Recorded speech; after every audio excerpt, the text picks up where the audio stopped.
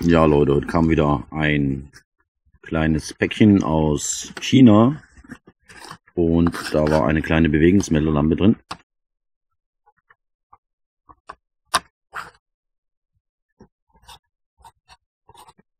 Und die finde ich ganz ordentlich. Betrieben wird sie mit einer AA-Batterie, Automatik oder Ausschalter, und hat einen Helligkeitssensor.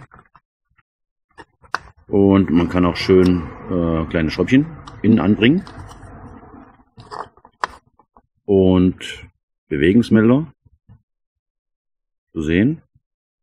Reagiert auf 3 Meter.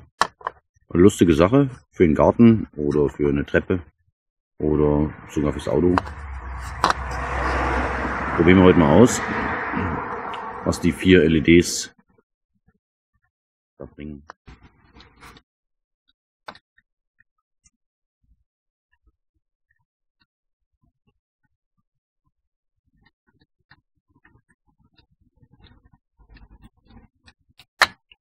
Also es gibt auch ein Klebepad dazu, was man hier drauf machen kann.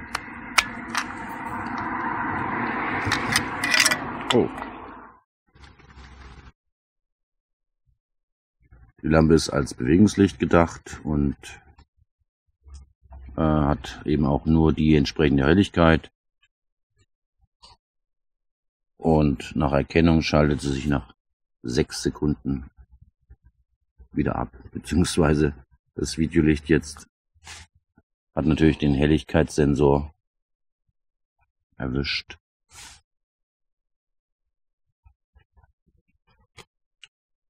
Für einen Preis von 3,50 € bei kostenlosem Versand ist das völlig in Ordnung.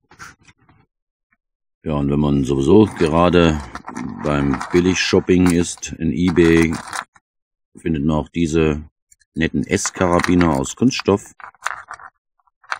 5 Stück für 1,38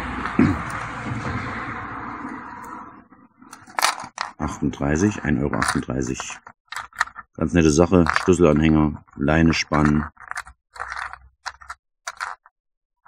Klein. Als Geschenk.